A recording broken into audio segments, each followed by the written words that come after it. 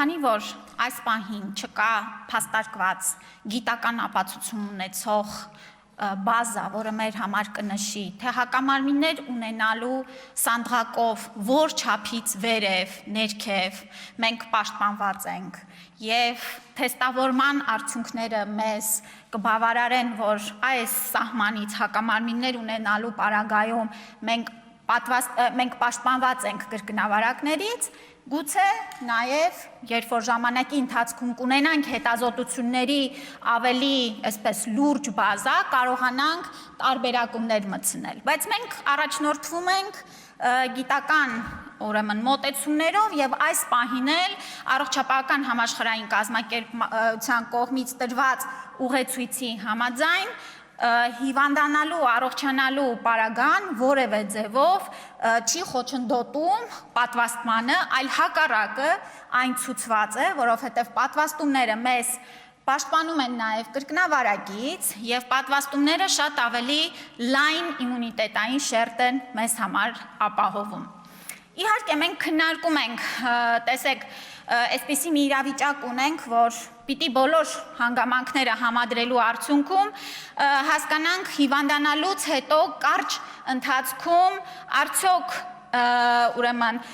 ՊՇՌ տեստավորման այսպես դրական արդյունքները ինչքան ժամանակ են պահպանվում։ Մենք ունենք որոշ շատ փոքրաթիվ քանակով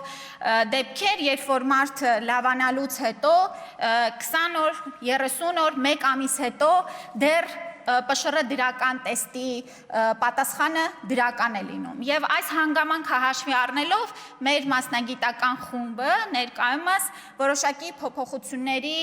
եւ համալրումների աշխատանք է իրականացնում նախարարի հրամանին եւ կտեսնենք, երբ որ վերջնական եզրակացությունը վաղը կունենանք, ըստ այդմ արդեն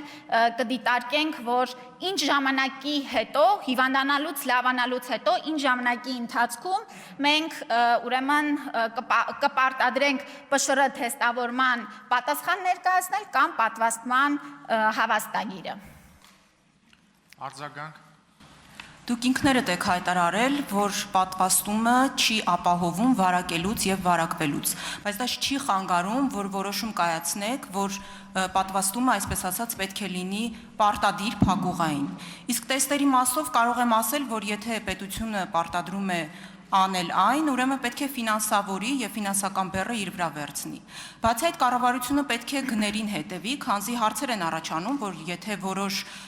տեղերում կոլեկտիվով թեստ հանձնելու դեպքում 7000 դրամով են դա առաջարկում անել, ապա ինչու թեստի գինը 15000 դրամ է եղել 2 տարի շարունակ։ Թեստ անելը փաստորեն գերեկամտաբեր բիզնես է դարձել կառավարության անգործության կամ համաձայնության պայմաններում։ Ինչ մնում է պատվաստմանը, նաև ասեմ, որ այստեղ այլ խնդիրներ էլ կան, տարբեր երկրներ տարբեր պատվաստանյութեր են ընդունում, մեզանում ընտրության լայն հնարավորություն չկա, մասնավորապես Pfizer եւ Moderna տեսակի պատվաստանյութեր չկան, բայց կան մարդիկ, ովքեր դրանք ուզում են ստանալ, որպեսզի կարողանան մեկնել իրենց նախընտրած երկիրը։ Այս ուղղությամբ կառավարությունը ինչ է նախաձեռնում։ Տեսեք, ճիշտ հակառակը Հայաստանում բավական լայն տեսականի պատվաստանյութերի եւ 2 օր առաջ էլ մեզ մոտ արդեն ունենք Moderna ընկերության պատվաստանյութը, հաջորդիվ կհամալրենք նաեւ այլ պատվաստանյութերով էլ, բայց ես պիտի նորից կրկնեմ, պատվաստանյութը դեղամիջոց է, անհրաժեշտություն է եւ Հայաստանում արկա բոլոր պատվաստանյութերը բավարարում են որակի արդյունավետության չափանիշներին։